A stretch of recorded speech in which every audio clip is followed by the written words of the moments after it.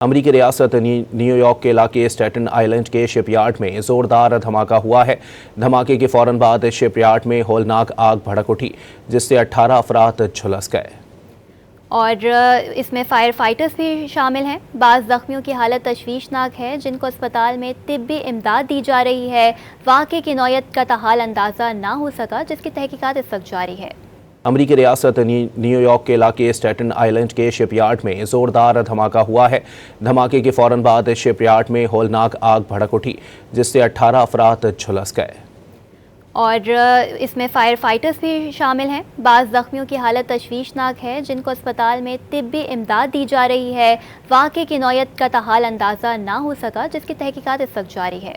امریکی ریاست new York کے علاقے اسٹیٹن آئلینڈ کے شپ یارڈ میں زوردار دھماکہ ہوا ہے۔ دھماکے کے فوراً بعد شپ یارڈ میں ہولناک آگ بھڑک اٹھی، جس سے 18 افراد جھلس گئے۔ اور اس میں فائر فائٹرز بھی شامل ہیں۔ بعض زخمیوں کی حالت تشویشناک ہے، جن کو اسپتال میں طبی امداد دی جا رہی ہے۔ واقعے کی نوعیت کا تاحال اندازہ نہ ہو سکا، جس کی تحقیقات اس وقت جاری ہے۔